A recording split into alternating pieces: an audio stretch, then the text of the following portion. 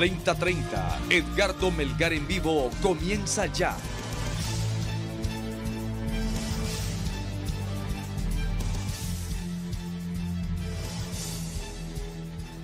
Saludos amigos de 3030, gracias por estar con nosotros este domingo 14 de enero. Nuestros tres distinguidos invitados esta noche, en una toma abierta por favor para que aparezcan los tres de una sola vez. Don Pablo Carías, sociólogo, gracias por estar aquí don Pablo, bienvenido. También nos acompaña el doctor, el psiquiatra Javier Uclés. Doctor, gracias por estar con nosotros. Gracias por la invitación. Don Olvan Valladares, ex candidato presidencial del PINU, analista político. Don Olvan, gracias por estar aquí. Gracias Edgardo por haberme invitado. Yo quiero don Olvan, doctor Javier Uclés, don Pablo Carías, que me saquen de una duda, por favor. De lo que pasó el viernes aquí en Tegucigalpa, con esta manifestación que, como lo decía yo el viernes en el noticiero hoy mismo, comenzó bien, comenzó como una marcha de protesta pacífica que se inició en la Universidad Pedagógica Nacional Francisco Morazán, pero que terminó mal, y en mi opinión muy mal. La mayoría, probablemente las personas que participaron ahí, iban de buena fe. Pero desgraciadamente un grupo muy reducido hizo que esto terminara de manera incorrecta, en mi opinión. El punto es el siguiente, he leído y me han dicho algunas personas a través de las redes sociales, esto y lo otro, he escuchado algunas opiniones de un lado y de otro, pero oigo una versión de que esto que ocurrió es lo correcto, de que esa manifestación que terminó de esa manera es lo correcto, de que eso es culpa del presidente Hernández, de la declaratoria del Tribunal Supremo Electoral, entonces que esa manera de rechazo y de protesta que termina de manera violenta es la correcta. Número uno. Que si a los manifestantes los intentan desalojar de las vías públicas es represión y que si hay violencia, pues se trata de una violación a los derechos humanos y que hay que acusar a los responsables de eso de una violación a los derechos humanos. Que si un policía o que si un militar resulta golpeado, resulta herido, pues entonces está bueno que le pase por represores, por violadores a los derechos humanos. Y que esto, por lo tanto, debe continuar así hasta que caiga lo que en las marchas manifiestan o un sector político manifiesta, es una dictadura. Entonces yo quiero que ustedes tres me contesten, por favor, ¿esto es lo correcto? ¿Así se conquistan los objetivos? ¿O esto no es correcto? Don Olvan Valladares, por favor. Gracias Edgardo y buenas noches a todos los miles de televidentes que están pendientes de este programa. Mire, yo atribuyo, Edgardo y compañeros del panel, placer estar con ustedes, a una gran pérdida del sentido de los valores en el país.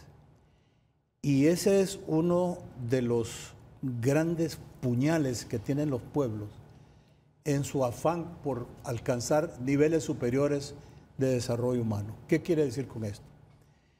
Y le voy a dar un parangón. Hace muchos años, yo recuerdo en los años duros de la desaparición, cuando teníamos bajo la bota militar, aquellos años de la contra, aquellos años del intento del levantamiento de lucha armada en el país, el conflicto centroamericano, yo recuerdo que la lucha por los derechos humanos era muy grande. Estaba el presidente Carter en Estados Unidos enfatizando eso y creyendo que los pueblos la única forma en que se iban adelante era con un respeto irrestricto. ¿Qué pasaba con el sentido de los valores? Estaba totalmente distorsionado. Yo recuerdo que encontraban tal vez a una persona ejecutada, como se dice malamente, extrajudicialmente. No hay muertes judiciales. En Honduras la pena de muerte no está autorizada y por consiguiente, si lo estuviera, serían las únicas muertes que pudieran ser judiciales. Pero en Honduras no lo hay, así que las muertes extrajudiciales no pueden existir. Pero entonces, ¿qué pasaba? Encontraban un joven muerto en una carretera y empezaban las investigaciones y la gente decía, ¡qué barbaridad! ¿Cómo es posible que esto esté ocurriendo? ¡Qué salvaje!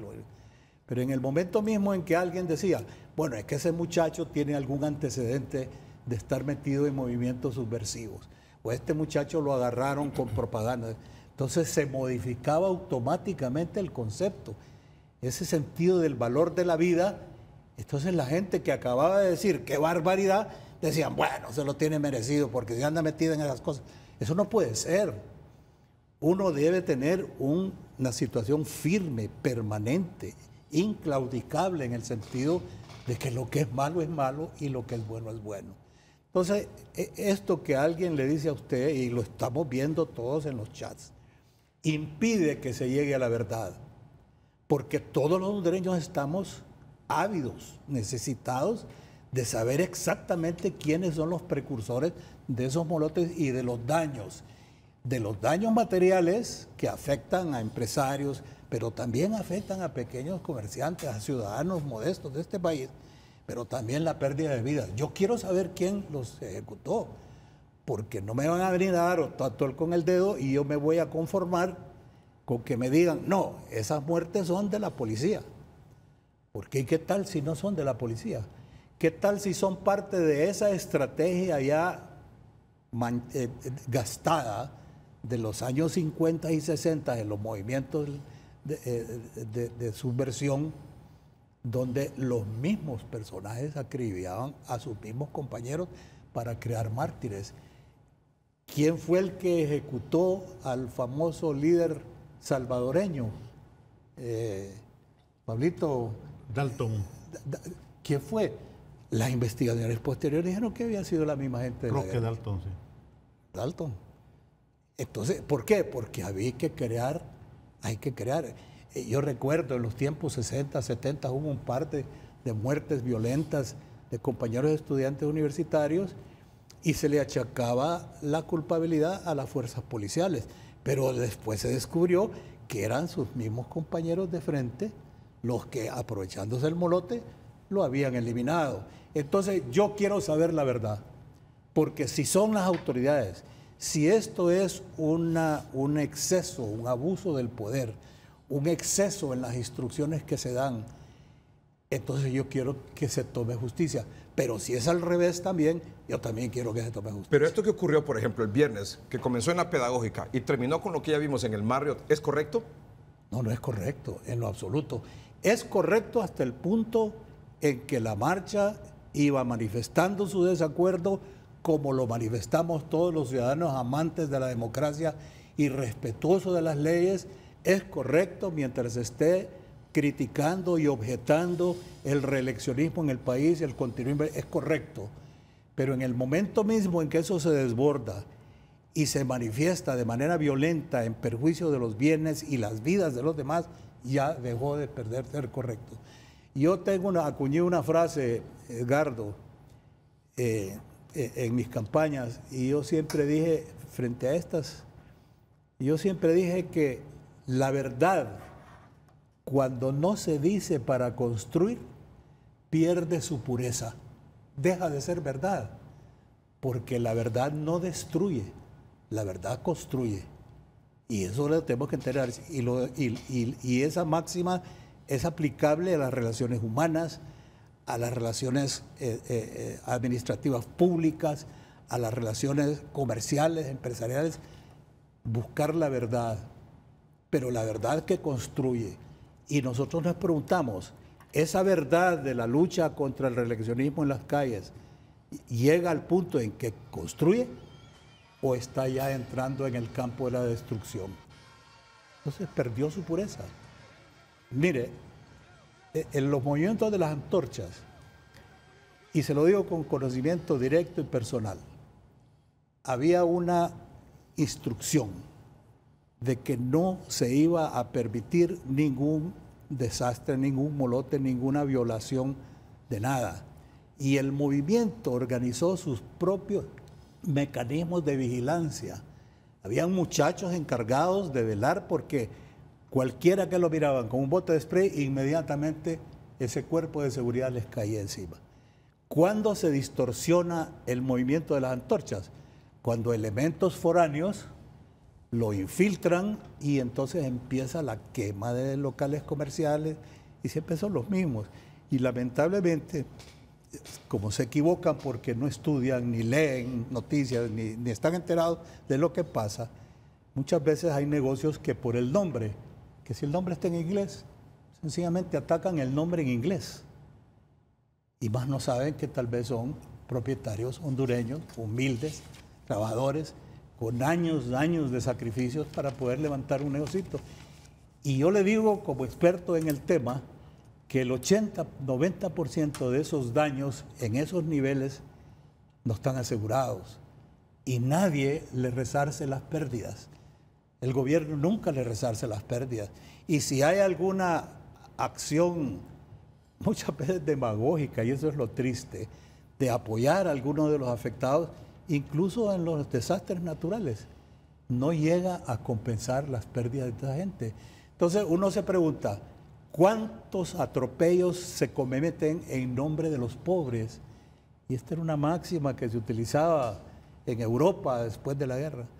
O sea, hay acciones que se dicen que están para favorecer a los pobres, pero a quien se perjudica de manera directa e inmediata es precisamente a los pobres. Entonces no me vengan con cuentos a mí de eso. Y otra cosa es algo muy importante, Edgardo, que yo creo que debemos dejar sentado aquí. Yo por lo menos, y yo sé que mis compañeros así lo han manifestado 1000 veces, este no es un afán de defender un régimen, ni defender un candidato electo, como haya sido. Yo personalmente estoy opuesto y lo ratifico aquí porque hay gente que me ha preguntado por qué he tomado algún tipo de acción. Yo digo, yo estaré hasta el último suspiro de mi vida a favor de que se respete el orden y la ley. Por eso es que no pude haber estado en el 2009 y por eso es que muchos incluso algunos compañeros recién incorporados al partido, me acusan de ser golpista. Pero estar a favor de la Constitución y las leyes no es ser golpista. Estar a favor de la democracia no es ser golpista. Golpista es otra cosa. Entonces es muy importante que en este programa, por lo menos yo sí quiero dejarlo sentado, porque se nos está confundiendo. Cualquier persona que levanta la voz ahorita en el sentido de pedir tranquilidad, respeto al derecho ajeno, entonces se nos está acusando de estar confraternizando con el régimen. No solo eso, y eso de que no está pagado por el régimen, bueno, de que se dio vuelta en lo plano, sí, de cómo era que antes criticaba y ahora no. Y que si usted no dice, don Olban, o el doctor Uclés, o don Pablo Carías, o su servidor, en los noticieros, o donde sea, en cualquier espacio, si no decimos lo que la gente quiere escuchar, si no decimos o acusamos y señalamos de que hubo fraude, de que aquel es esto, de que aquí es lo otro, claro, me refiero a una parte de la población, si uno no dice eso, entonces uno es enemigo y está en contra de ellos. Cuando, por ejemplo, en los noticieros, al menos en hoy mismo, aquí les damos el mismo espacio y la misma duración a un sector como al otro sector. Y sin embargo, la gente ya, eso, un sector de la población, insisto, ya no hay nada que le haga cambiar, porque son actitudes radicales, porque creen que tienen la verdad y que la verdad es absoluta cuando sabemos que esto no es así. Entonces, ¿y qué es lo que primero que dicen? Prensa tarifada. Ellos están pagados. ¿No decían también que los de la Unión Europea y los de la OEA venían pagados aquí antes de que siquiera esa gente se viniera a instalar aquí, los observadores internacionales? Entonces, diga una mentira permanentemente y se vuelve después una verdad. Sí. Sí, esto no puede ser. Si usted no está diciendo lo que cierto sector de la población quiere escuchar, entonces usted es un vendepatria. Perdóneme que se lo diga, pero es la verdad lo que la gente está diciendo en la calle. Un sector de la población. Gracias. Pero obviamente hay otro sector de la población que ve con claridad que lo que se está buscando es más bien que este problema se solucione lo más pronto posible y que si fueron los políticos los que nos metieron esto, que sean ellos mismos los que se sienten a resolver los problemas.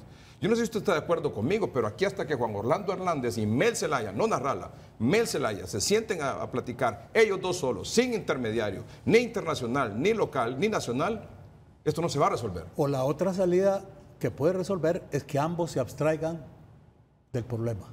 Porque si ellos lo provocaron, para mí es muy difícil entender cómo lo van a solucionar.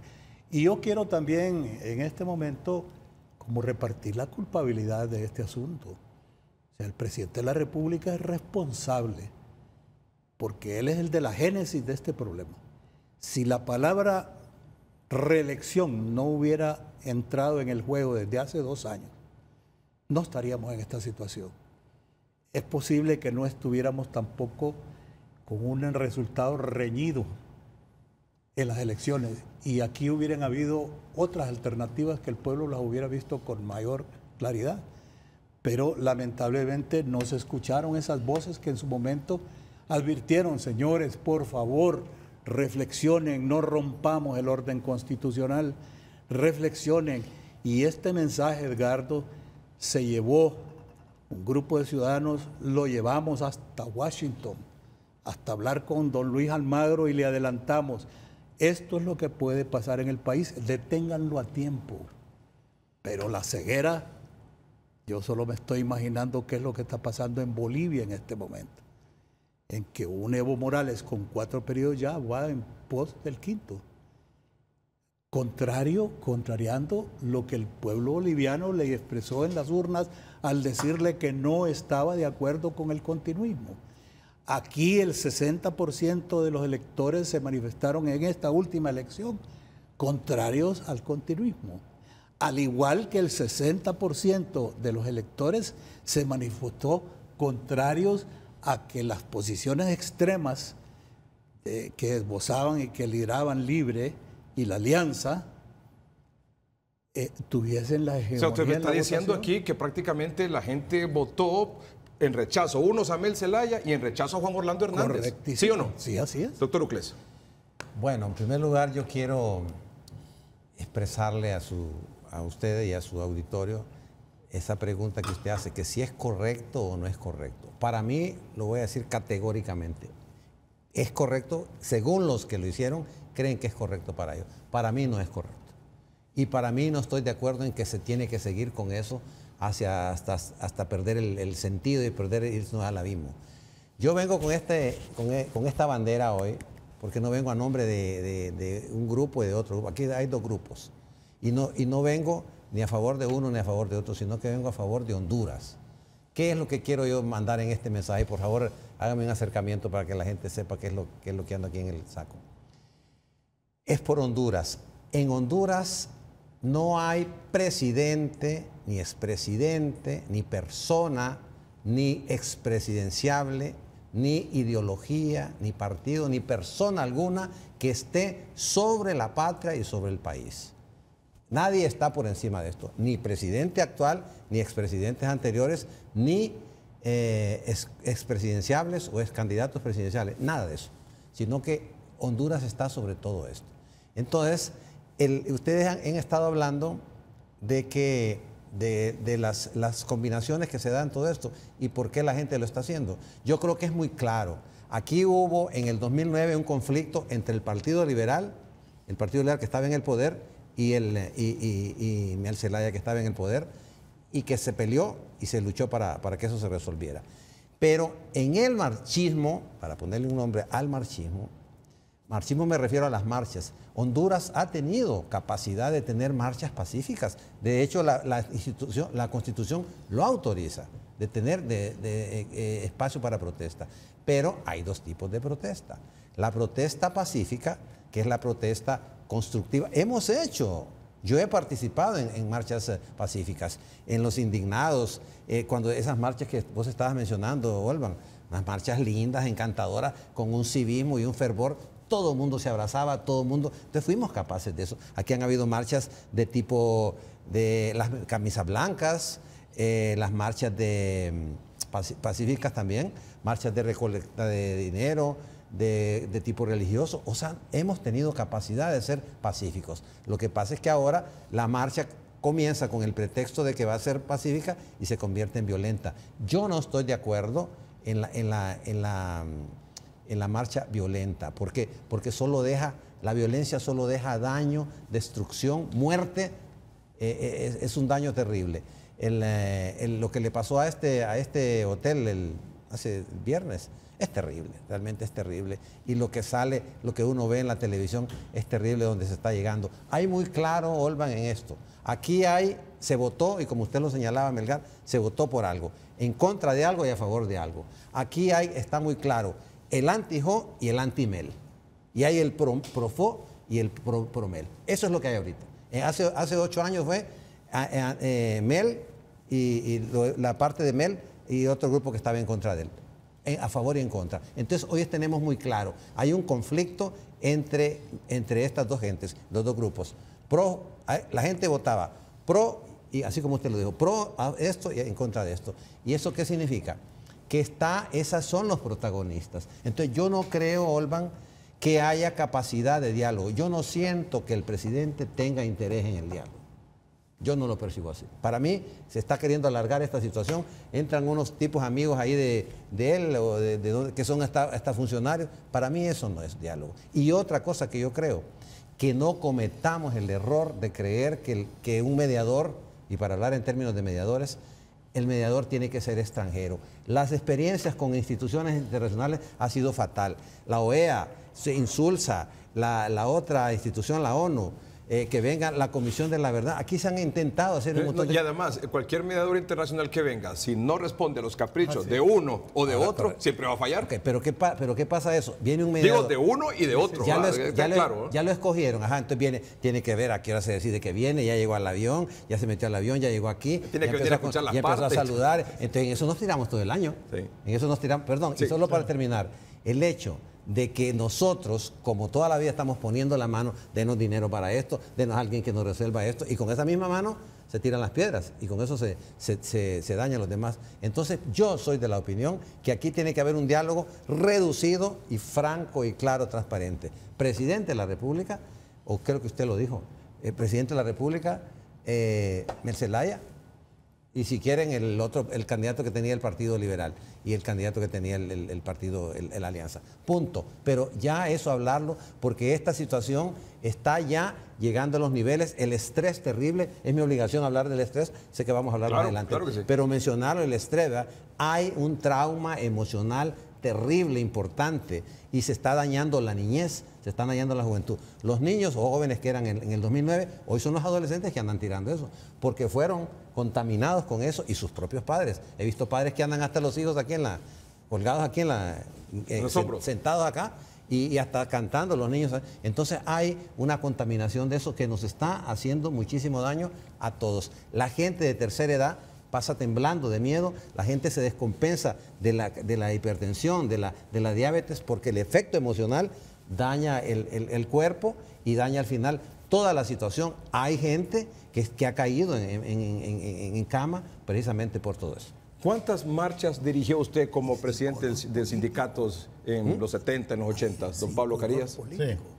Bueno, ¿cuántas más o menos? ¿Cuántas? Solo contéstame así rapidito. Estoy pensando en unas 30 marchas. Unas 30 marchas. Sí. ¿Y lograron, en qué porcentaje esas 30 marchas lograron su objetivo? Yo diría, quiero irme más a su pregunta, porque yo también estoy totalmente en desacuerdo con ese tipo de marchas violentas. Y no solamente por un problema de afectividad o de una convicción de tipo ideológico, sino más bien por una consideración de tipo histórico. La historia ha demostrado, una y otra vez, pueden haber casos excepcionales donde la violencia al final se impuso y tuvo algunos resultados que pueden considerarse, han constituido alones en la historia de la humanidad. Cuando se ha pensado en términos, digamos, de grandes movimientos, grandes oleadas que tienen que ver con el cambio de un sistema social, por ejemplo. Estamos hablando de todo este movimiento, por ejemplo, de los esclavos. Pero quiero contarles algunos hechos interesantes que tienen que ver con mi argumentación desde el punto de vista histórico. Es que ha sido todo lo contrario. Es la racionalidad en la lucha la que al final se impone para el logro de determinadas metas. El constructor del socialismo, Vladimir Ilich Lenin, justamente elaboró la teoría del partido de nuevo tipo como resultado de la muerte de su hermano que había caído en un acto de terrorismo. Él aprendió de aquella dolorosa experiencia que por esa vía los zaristas en Rusia no iban a ser derrotados. Y ya antes, en la Revolución Industrial, hubo un movimiento dirigido por un personaje llamado Proudhon, que consideraba que con el advenimiento de la Revolución Industrial, la máquina era enemiga del hombre porque había venido a desplazar a los trabajadores de su fuente de empleo. En efecto, el industrialismo tiene esa condición que en determinados momentos, una vez que se tecnifica, desplaza una gran cantidad de mano de obra y lanzó un movimiento de destrucción de las fábricas. Y ahí le dijeron algunos teóricos, cuidado mi amigo, el enemigo de la humanidad no es la máquina. Por el contrario, el desarrollo tecnológico ha venido a aliviar las condiciones del trabajo humano. Lo que hay que atacar son las relaciones sociales que se constituyen alrededor de ese sistema. Y así se fue construyendo una teoría, digamos, revolucionaria de nuevo tipo, que ponderaba formas de trabajo y de lucha en el seno de los pueblos que se correspondiera con sus aspiraciones. En el caso particular de Honduras tenemos ejemplos bellísimos. La huelga del 54 fue una protesta, pero ejemplar. Desde el punto de vista disciplinario, los obreros de ese momento, los dirigentes de ese momento, se daban a la tarea de formar comités de disciplina. Y era sorprendente cómo la gente de la calle se sumaba a la protesta de una manera ordenada. Y de vigilancia. Y de vigilancia incluso. Y se consideraba que aquel que actuara contrario a la disciplina impuesta era un esquirol, era un infiltrado del gobierno. Otro tanto se puede decir del movimiento en el cual yo participé en contra del consorcio de las universidades de la Florida. Algunos movimientos con el tiempo uno revisa si realmente tenían toda la justeza que uno quería imprimirles. Ese consorcio se fue para Costa Rica y tengo entendido que tuvo algunos resultados positivos. Pero bien, el caso es que... Una pregunta, ¿usted asistió a los indignados? No asistí a los indignados. Pero yo participé en este movimiento en contra de las universidades del consorcio de las universidades de la Florida, que tenían la pretensión de generar todo un cambio institucional en el sistema educativo de la nación. Y en aquel momento, y hay que decirlo, lo vimos como una penetración de la educación de los países desarrollados sobre nuestro país. Logramos, ahí conocimos a gente como el Padre Santos, por ejemplo, otras personalidades, luchadores que todavía siguen bregando en esto de enfrentar las injusticias, y logramos también la lucha contra la Stone Container, una compañía que quería venir a sembrar árboles de rápido crecimiento para poderlos vender hacia el exterior y terminar con nuestra flora. También se logró expulsar a esta compañía, pero fueron movimientos disciplinados, fueron movimientos ordenados. Y yo participé, yo fui presidente de una federación de estudiantes en los años 70 y participé en muchos movimientos en contra del programa de la consolidación de las escuelas normales. Me imagino que ahora mismo deben de haber gente de esa generación que recuerda exactamente lo que significaba eso. ¿Cuál fue la diferencia? Pues la diferencia justamente es que la protesta que nosotros hacíamos era una protesta pacífica. Era una protesta que generaba incluso propuestas. Sí. En el campo de la educación coincidió que en ese momento en Perú había arribado a la jefatura de Estado Velasco Alvarado, y allá se estaba impulsando una reforma educativa muy importante.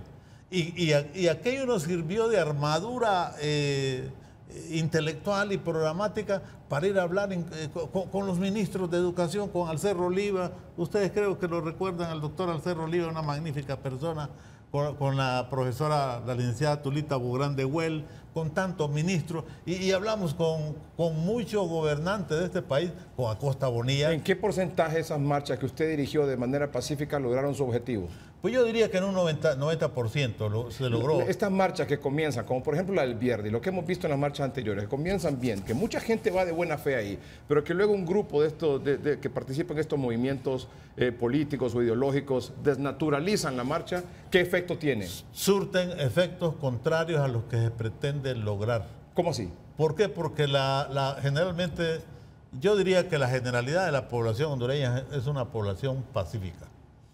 Es una población que no está dispuesta a apoyar ningún tipo de violencia. Es más, la violencia no solamente en Honduras está siendo descartada, sino que en otros países de América Latina. Lo vimos desde las posiciones de derecha en Venezuela. Allá fue unas protestas violentas, murieron cerca de 200 personas, impulsadas por la derecha y apoyadas por muchos sectores de derecha en América Latina y por algunos sectores de derecha en Estados Unidos. Y no tuvo ningún éxito. Lo que hicieron fue contribuir a la destrucción del aparato productivo en Venezuela. Y hoy Venezuela tiene más dificultades. Eso, al final de cuentas, a quien afecta es a la población. En el caso del Marrio, por ejemplo, son empresarios. Marrio es una cadena de hoteles. Lo que tiene en Honduras es una parte poco significativa, viéndolo en términos de inversión.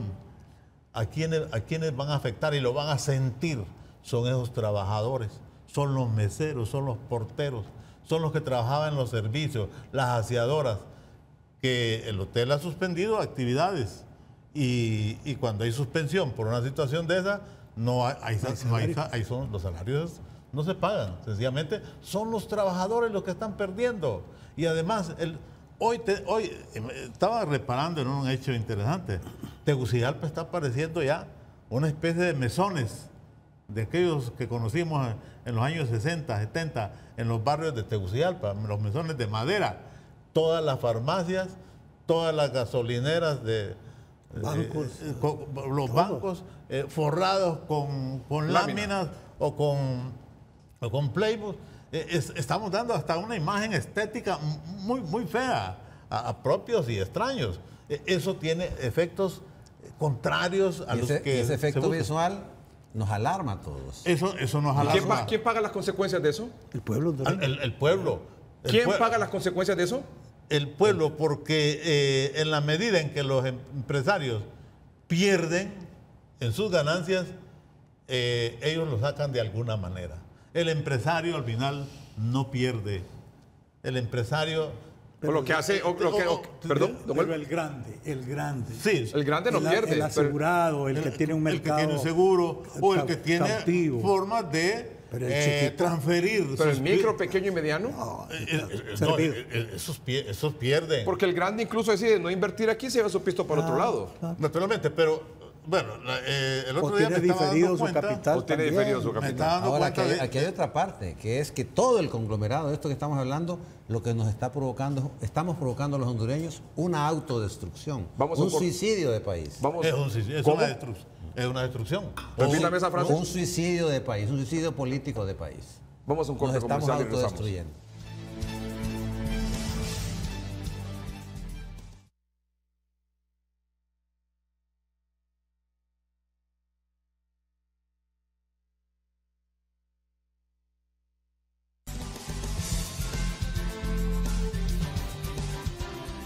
El sociólogo don Pablo Carías esta noche aquí en 3030, el doctor psiquiatra Javier Uclés, don Olvan Valladares, ex candidato presidencial del PINU, analista político con nosotros esta noche aquí en el programa. Muchas gracias por estar con nosotros esta noche de 14 de enero. El presidente de la República, luego de escuchar toda su opinión en general de lo que está ocurriendo y las distintas visiones de este conflicto, o lo que hemos visto más recientemente, he dado tiempo para eso y ahora quiero darle la oportunidad a leer los tweets que ha puesto el presidente de la República hace unos minutos. El primero dice lo siguiente, hace 54 minutos exactamente. Hemos venido trabajando con distintos sectores de la sociedad hondureña en la construcción de un gran acuerdo nacional para que nuestra nación crezca en beneficio de todos los sectores. El diálogo es la oportunidad de construir la nación de todos. Hashtag Paz para Honduras. 2. El pueblo hondureño necesita paz y tranquilidad. Espera que las diferencias den paso al respeto y entendimiento, que sea el diálogo el camino para poder encontrar una solución en beneficio de la nueva Honduras. 3. Cada día, pero especialmente hoy, la patria nos necesita a todos. Nuevamente hago llamado a Luis Zelaya y a Partido Liberal a que iniciemos un diálogo y a ser parte de lo que están haciendo muchos sectores de la nación que ya trabajan en ese camino. 4. También llamo a Salvador Alianza y a Manuel Zelaya Rosales y sus seguidores a que iniciemos un diálogo sincero y de altura por Honduras, así como ya lo iniciamos con otros partidos y lo continúan haciendo los demás sectores. La primera reacción de esa convocatoria al diálogo del presidente de la República, a Luis Zelaya, a Salvador Narrala y al expresidente Zelaya, don Olvan Valladares. Yo creo que es correcto lo que está haciendo el presidente. El único problema es que el presidente tiene que entender cuál es su ubicación en esta situación conflictiva que tenemos. El presidente tiene que autoanalizarse. Es decir, bueno, mi presencia como aparente motivador de este diálogo perjudica a la percepción que tiene el pueblo en relación con los resultados de este diálogo o la beneficia. Pero que la respuesta sea honesta y transparente, porque me parece que el otro sector está utilizando la presencia del presidente justo para desacreditar el diálogo. ¿Usted dice entonces el presidente debe abstraerse de ese diálogo? Debe abstraerse del aparente control del diálogo. En este momento lo que hay es un aparente control, manipulación del diálogo. Entonces tengo dos preguntas para usted. La primera, ¿debe Luis Zelaya, el expresidente Zelaya y Salvador Narrala acudir al diálogo, sí o no? Todo el mundo tiene que acudir al diálogo. Número uno. Y número dos, ¿quién debe tener el control de ese diálogo? Es que ese control, si nosotros, ya vimos, Pablito acaba de decir, estamos tan polarizados que nadie cree en nada ni en nadie. Entonces el problema es, ¿qué pasa? Se le pide al presidente Juan Orlando que él no sea un actor protagónico, hegemónico y sí, protagónico. Sí. Eso se llama que él no es la solución, él es el problema. Sí, entonces correcto. Y por el otro lado, si decimos, bueno, entonces abstrayéndose el presidente, el campo queda libre, entonces volvemos a caer en lo mismo, porque hay un porcentaje mayoritario de la población que no cree necesariamente que por ahí está la solución de los Sí, problemas. pero la pregunta entonces, usted me dice, debe ir, yo le pregunto, ¿debe ir Luis Zelaya, debe ir Salvador Narrala y Mel Zelaya al diálogo? Usted me dice sí. O sus representantes genuinos. Sí. Usted me dice sí. Sí, ¿Usted, la calificado, respuesta ¿no? a esa pregunta? Estoy totalmente ¿Don de Pablo? acuerdo. Totalmente de acuerdo. Bueno, entonces, ¿en qué condición se debe hacer? No digo poner condición de un lado ni de otro, sino que en qué circunstancias se debe realizar ese diálogo. Usted decía, no podemos traer a un internacional que lo medie. Bueno, entonces, ¿quién? ¿Cómo? Es que el problema es que hemos confundido. Dice el presidente Juan Orlando Hernández, bueno, yo convoco que venga este diálogo, que la gente se reúna y yo cuando ya la gente esté aquí yo me voy a hacer a un lado. Bueno, pero ¿quién entonces va a hacer el trabajo de mediador en ese diálogo? Es que eso es un problema el que tenemos aquí conceptual. Mire, y Pablito, que tiene tal vez un poquito más de cancha, puede enriquecer mis palabras. Número uno, yo no considero que esto es un asunto de arbitraje. No es el asunto de que va a venir una persona del extranjero y decirle como mediador quién es el que tiene o no tiene la razón. Lo que nosotros necesitamos de afuera, precisamente por esta incredulidad que tiene el hondureño, es un moderador de debate. Un facilitador. Un facilitador. Una persona que se limita a dar la palabra, otorgar la palabra, a sacar fuera de orden a alguien que se salga de la línea de conducta y de las reglas que tienen que ser muy enérgicas para que la cosa no se... Entonces, ¿sí necesitamos un mediador? ¿Sí necesitamos un facilitador? No un mediador. No. Un moderador. Un moderador. facilitador. Un moderador, un facilitador. Pero yo le agrego algo más. ¿Sí? Necesitamos un facilitador o un mediador y necesitamos que la gente vaya, los que van a ir, que no pueden pasar más Pero de por los ejemplo, dedos de una mano, pero que Narral ha vayan dicho, con yo voy, actitud. pero si me reconocen de que yo fui el que gané. No, es que yo creo que también eso es un error. Don Olvan, dígame, es que eso es lo que hemos escuchado. ¿Sí o no? Sí, lamentablemente, pero es que esos son otros exabruptos que se dan al calor de los resultados y al calor de la situación conflictiva. Pero eso no puede ser, entonces no es un diálogo. Entonces ya se da con ideas preconcebidas y con condiciones sine qua non. Eso quiere decir, si no me das eso, yo me retiro. No, eso no puede ser. Entonces, eso ya sería la solución en sí misma. Es decir, usted no puede poner los puntos que deben ser motivo del diálogo como condición. Son de las cosas sobre las cuales se puede hablar incluso. ¿Y por qué no hablar ese tema? Y buscar una moderación a esa realidad que está allí. Y que si bien es cierto, no hay un juzgamiento por un tribunal internacional, por lo menos la poca institucionalidad que tenemos es lo que ha establecido. ¿Y ese facilitador, ese moderador, debe ser de afuera? Pues yo creo que son de los temas que deberían de discutir, porque como han dicho Ya el doctor mis dijo que amigos no. aquí, Don Olvan, ¿usted dice no, que sí, es que no? que yo creo que Mire, no podemos descartar. depende de la calidad. No puede Depende, descartarse. Mire, Dios nos dio a los humanos, nos dio 2 oídos y una boca. Y nos hizo que aprendiéramos a hablar. El hablar, el diálogo es la vía, el conducto por el cual nosotros nos comunicamos. El hondureño ha perdido esa capacidad de diálogo. No tenemos capacidad de diálogo. Pero hay que construirla. Entonces, correcto, pero entonces ahí es donde viene que la única manera, cuando el diálogo fracasa, viene la violencia. ¿Y qué hace fracasar a la violencia? El diálogo. Entonces, aquí si no hay diálogo, no hay solución. No hay solución. ¿Y qué pasa? Que si estamos pensando, ya lo dije antes, aquí va a venir las instituciones, experiencias que se han tenido con instituciones ya las tradicionales. ¿Y qué va a suceder? Se va el año, se nos va el año en esto. Y esto es una emergencia. Para mí, Honduras está en situación de emergencia nacional. No es más, no otra manera de llamarlo. Y tiene que haber diálogo. Las personas, eso que usted dijo, que cada cual hace su capricho y que cada cual se atacan. Sí, y eso ya lo sabemos, eso no hay que descubrirlo. Pero ¿quién tiene que hacerlo? Yo soy de la opinión, y no es que quiero ponerme de arrogante en decir que los internacionales no sirven, pero la experiencia que hemos tenido, ejemplo, OEA, Insulsa, Maxi, las demás cosas. Entonces yo creo que tenemos que pensar en alguien aquí, pero es la manera más sencilla de poder avanzar, porque con platiquitas de cafetín o de amiguitos, porque dialogar no es transar, no es negociar, no es acuerdos, no. Negociar, el diálogo es entendimiento, respeto, entendimiento, comprensión y soluciones, no ir alargando el asunto. Vamos a un corte comercial, enseguida regresamos.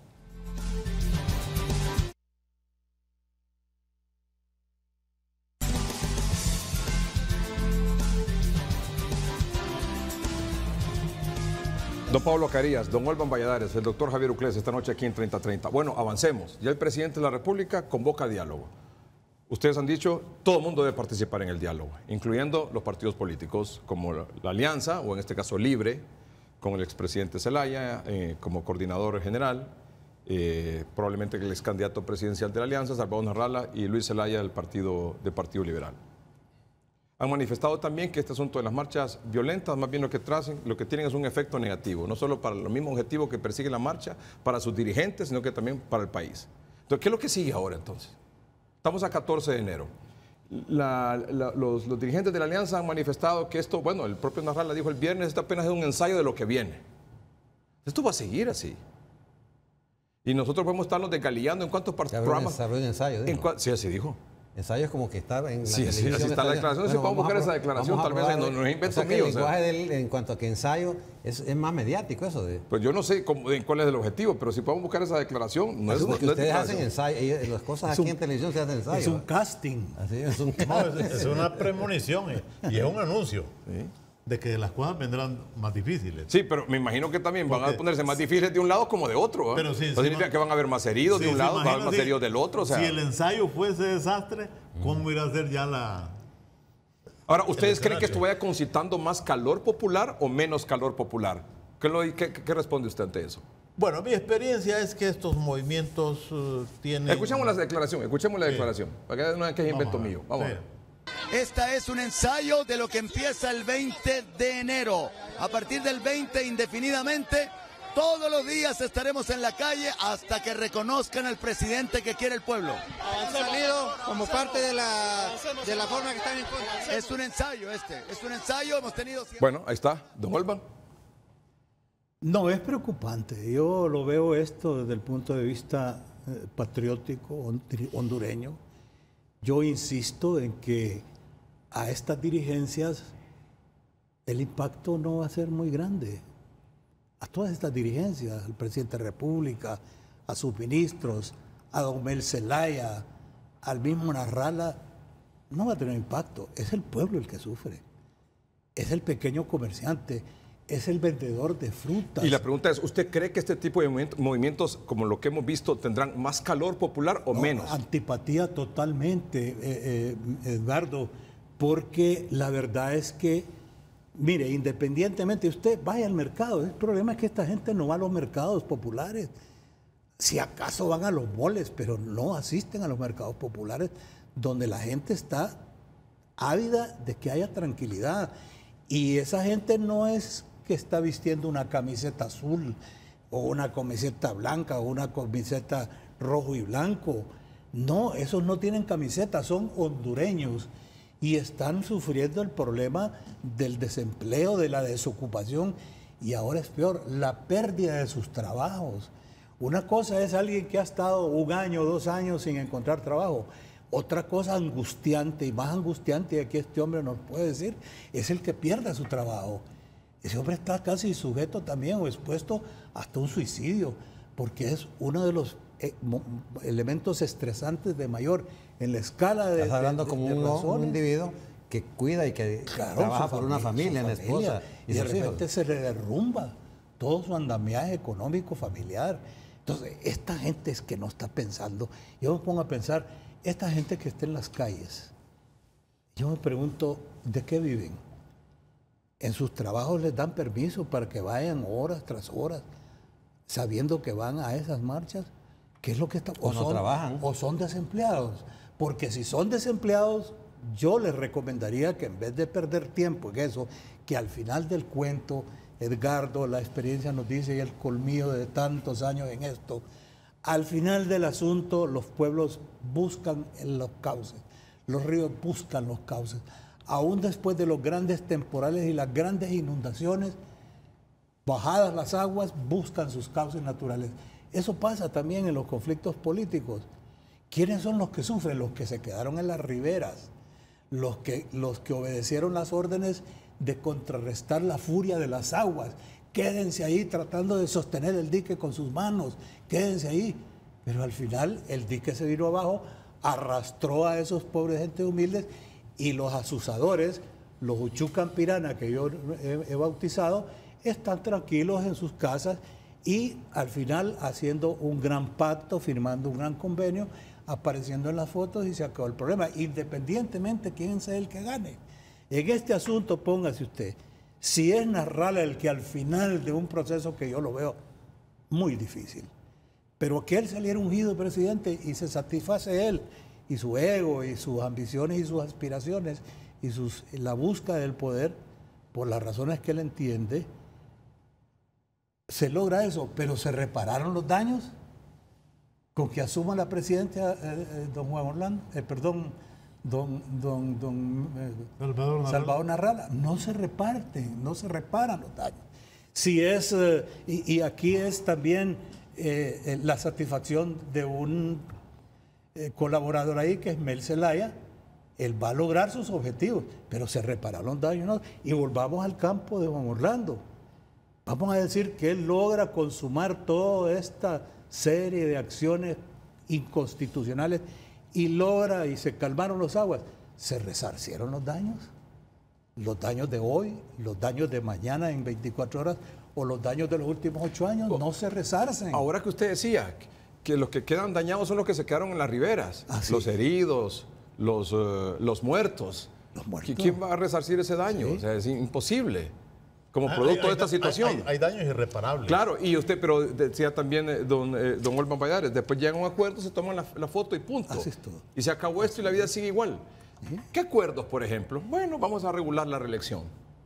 Y vamos a ir a un plebiscito a ver si la gente quiere. ¿Usted cree que, le pregunto aquí, ¿usted cree que el expresidente Zelaya está interesado en el tema de la reelección? ¿Sí o no? Totalmente. Ah, bueno. ¿Usted qué piensa? Mire. No, solo dígame, ¿sí o no? ¿Sí qué? ¿Sí? ¿Que el expresidente Zelaya está interesado en la reelección? Siempre. Claro, Sí, claro. usted, No, pero- un momentito, déjeme yo terminar de tengo una avanzar. obligación que no quiero dejarla de decir. ¿Usted cree que el expresidente Zelaya está interesado en la reelección? ¿Cómo no? Bueno, entonces van a llegar a un acuerdo en el que se va a someter a un plebiscito y van a meter algunas preguntas ahí para regular el tema de la reelección, hacia vía Congreso Nacional. Luego van a reformar el Tribunal Supremo Electoral y le van a dar representante al Libre y al Pino y al PAC y no sé qué más, y resuelto el problema. Y probablemente discutan el tema en la segunda vuelta, puede ser que lo avancen o no lo avancen. Y tal vez un par de reformas políticas más. Y ahí muere el tema, ¿sí o no? Sí, totalmente. Yo quiero hacerle una pregunta. Tratemos de indagar quiénes son estos 30 ciudadanos hondureños que han perdido la vida en los últimos tiempos. Preguntémosle a los familiares quién se les ha acercado para congraciarse con ellos y para solidarizarse con ellos. ¿Cuántos recursos económicos les han dado para sostener esa familia si es que los muertos han sido padres jóvenes, de hogares jóvenes, con hijos chiquititos?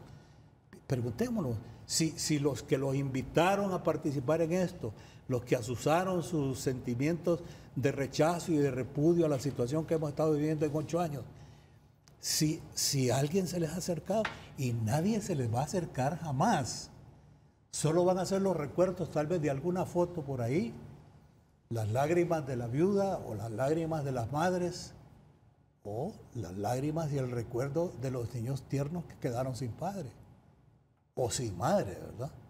Entonces es pues para que el pueblo hondureño entienda que estas cosas no son solo de gritar en las calles, no solo es de lanzar piedras, no solo es de romper vidrios, es cuestión más profunda que debe ser analizada, y los liderazgos es donde se miden en estas cosas. Los liderazgos no se miden en las situaciones tranquilas y apaciguadas, no, se miden en los momentos de conflicto. Y lamentablemente, Edgar, cuando pasamos el tamiz, como dicen los administradores y contadores públicos, la prueba del ácido, le hacemos al liderazgo hondureño, no pasan la prueba. Porque una de las cosas más importantes de un líder efectivo, del liderazgo, es generar simpatía entre el pueblo que lo rodea, generar simpatía. Pero yo me pregunto, ¿estas acciones generan simpatía aparte de los vociferantes y de los enardecidos, que yo los respeto porque yo digo, ahí donde hay que analizarlos de manera psiquiátrica, profesional, dice, ¿por qué actúan así? ¿Es su rencor tan grande que los lleva precisamente a cegarse, a atacar a otras personas, a no razonar? ¿Qué es lo que los motiva? ¿O es que la capacidad de asusamiento que tienen estos pseudo líderes de hoy es superior a su formación de cualquier naturaleza y en cualquier nivel que sea? Vamos a un corte comercial. Doctor, en el uso de la palabra, cuando regresemos, el doctor Javier Uclés y don Pablo Carillas. Ya volvemos.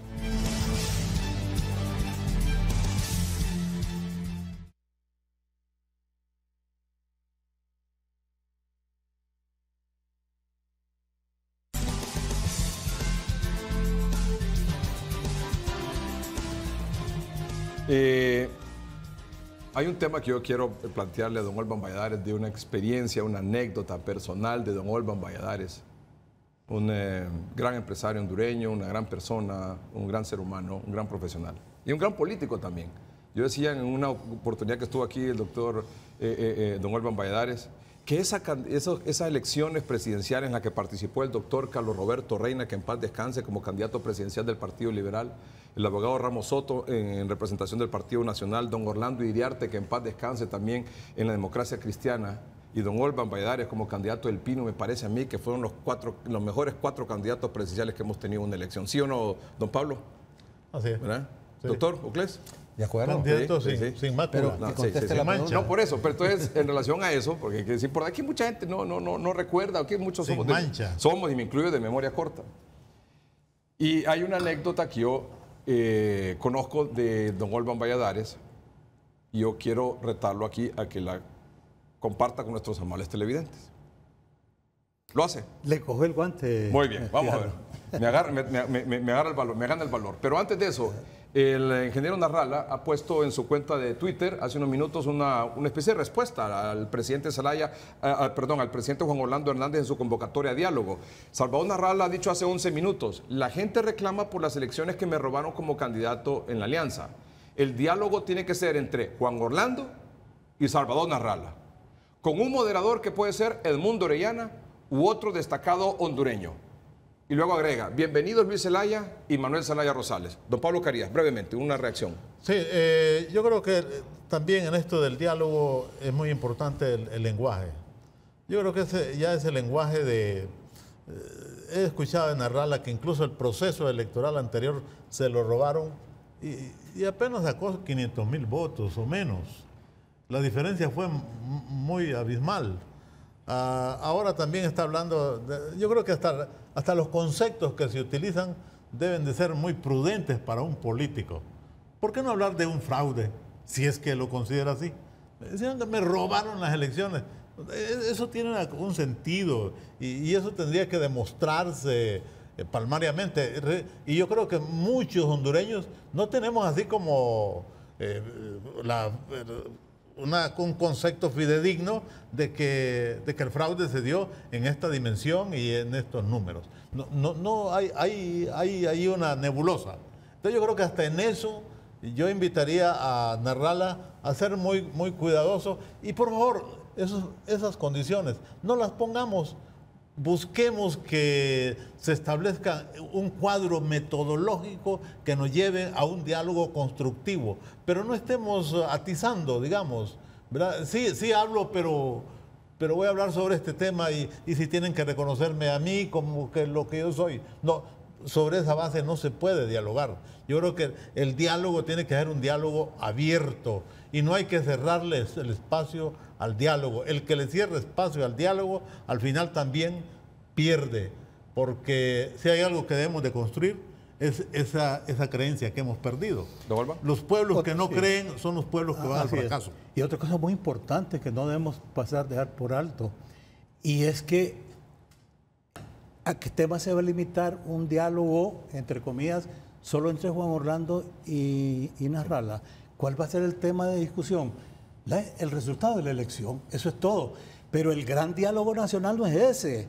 El gran diálogo nacional es lo económico, lo de salud pública, lo de seguridad, lo de vialidad, lo de educación. Empleo. Ese es el gran diálogo nacional. Empleo. Pero entonces si solo son dos personas van a ir a resolver el problema coyuntural. Con lo que está demostrando es que lo que le interesa es el aspecto político, es el aspecto del poder. Sí, correcto. Y eso es muy limitado. Para eso es mejor que el presidente y da una mala impresión. O él se inviten mutuamente a un desayuno en un campo neutral y que ahí platiquen qué es lo que quieren hacer y no nos compliquen la vida a los demás hondureños. Vamos a un corte comercial y regresamos para despedir el programa esta noche, no sin antes don Olvan Valladares con su anécdota, no de hoy, no de ayer, no del año pasado, sino que hace muchos años. Ya regresamos.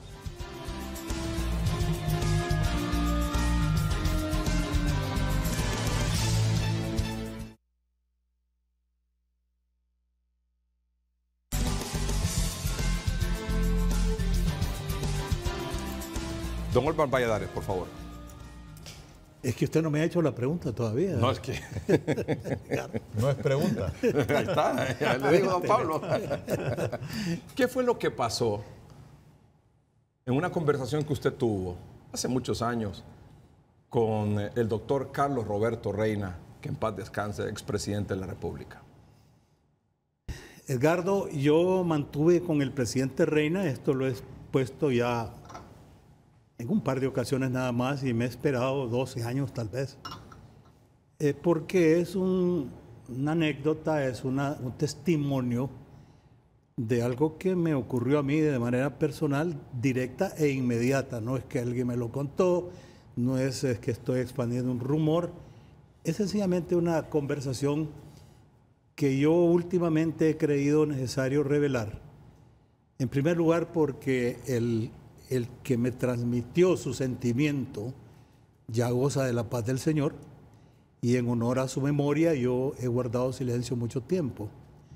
Pero también porque esa anécdota, esa confesión, si le puedo llamar así, que me hiciera el doctor Carlos Roberto Reina, esa apertura de sus sentimientos muy íntimos y personales, se vio ratificado por los pensamientos de otras figuras políticas en aquel tiempo del Partido Liberal que vinieron a sustentar las palabras del doctor Reina.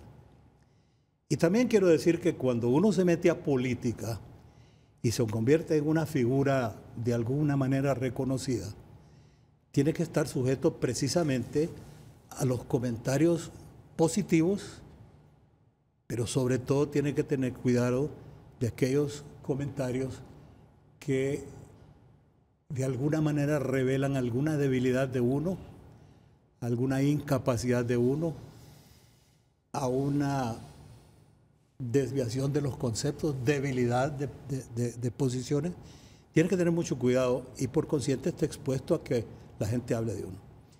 En una oportunidad, en una Viernes Santo, de una Semana Santa, justo antes de las elecciones del año en que se eligiera al presidente Zelaya, cuando estaban en las internas, yo le hice una broma al presidente Reina porque había sentido que había un cierto pugilato interno en el Partido Liberal. Aun cuando no estábamos arropados con la misma bandera del gonfalón rojo, blanco y rojo del partido. Yo he sido pinoísta toda mi vida y creo que en mi ataúd me van a poner mi banderita con mi sol. Y por consiguiente no renuncio a mis principios y sobre todo a mi ideología socialdemócrata. Aunque había afinidad porque el doctor Reina era bastante socialdemócrata. Él se inspiraba más en el socialismo democrático que en algún momento el Partido Liberal abrazó en su historia recién pasada. Pero entonces yo le hice una broma a él y le expresé que en las internas él iba a terminar poniendo el zacatío que no le sobraba y arengando a las masas liberales a que votaran por en aquel momento el joven Manuel Zelaya Rosales. Y le hice esa broma, se lo hice en fondo de broma, vas a poner tu pisto y vas a poner tus discursos. Me tomó del brazo y me miró muy seriamente y me dijo, ese muchacho, esta es una apreciación de él, la transmito al costo, ese muchacho es lo peor que le va a pasar al Partido Liberal y a Honduras. A mí me impactó tanto esas palabras en ese momento que dejé de bromear. Nunca más le toqué el tema. Y no fue sino hasta después, algunos años, en que en diálogo también muy franco y muy amistoso, mantuve una relación muy estrecha con el profesor Pineda Ponce.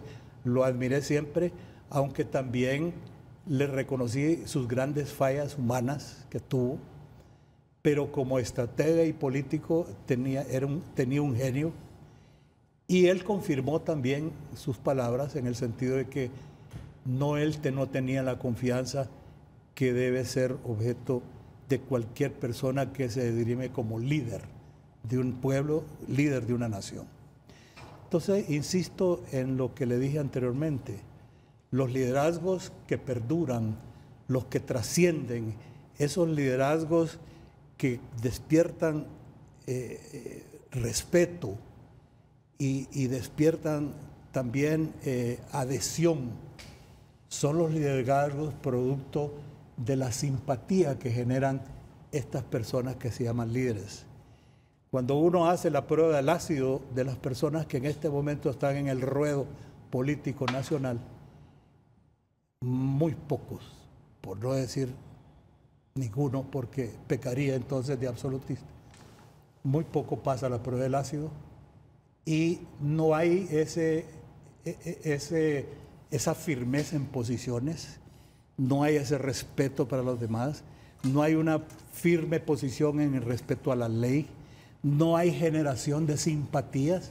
Aquí pareciera que la gente hace todo lo posible por generar más bien animadversión, terror, que ese es otro tipo de liderazgo. Hay 3 tipos de liderazgo principales, Edgardo y compañeros.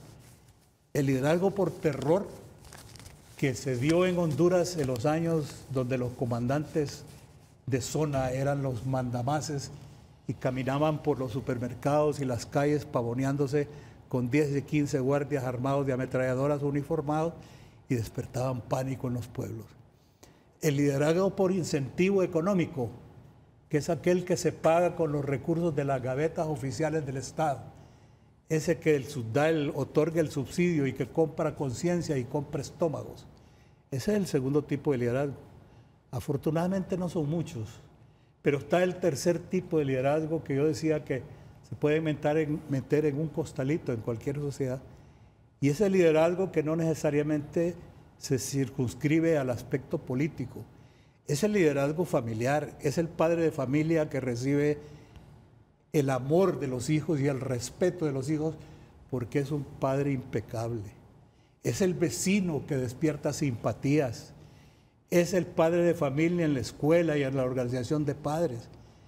Es el dirigente estudiantil. Es el dirigente empresarial, el vecino.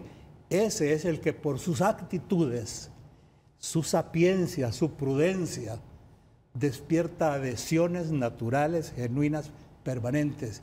Y ese liderazgo trasciende aún a la vida misma de las personas. Los líderes que están en los altares de las patrias alrededor del mundo son los líderes cuyas actitudes trascendieron precisamente a su propia existencia.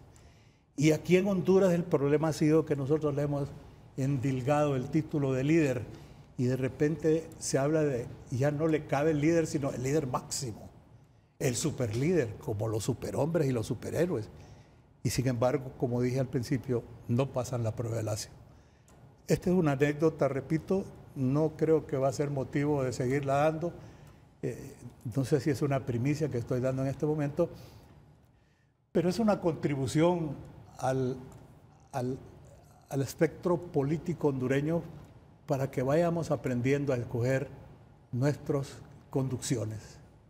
Yo le agradezco esta oportunidad y yo espero que los televidentes amables lo reciban con la sinceridad y la honestidad que siempre he tratado de poner en mis expresiones.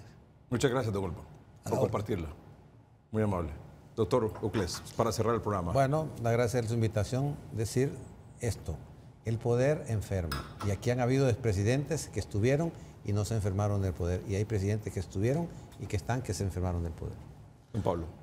Insisto en la necesidad de construir ciudadanía, de construir institucionalidad. Y sí, bien es cierto, y esto los compañeros lo han dicho, hay una pérdida de credibilidad, la credibilidad hay que construirla. Y yo creo que el diálogo es una oportunidad.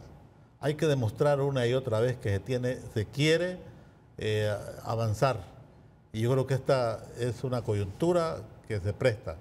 Y que este diálogo no sea para repartirse el poder, porque eso sería malograr el conflicto que tenemos, sino que para construir una sociedad con promesa de desarrollo económico, social y cultural para el pueblo. Don Pablo, doctor Uclés, don Golba, muchas gracias de nuevo por haber estado con nosotros. Gracias a ustedes por su atención. Buenas noches y que estén bien.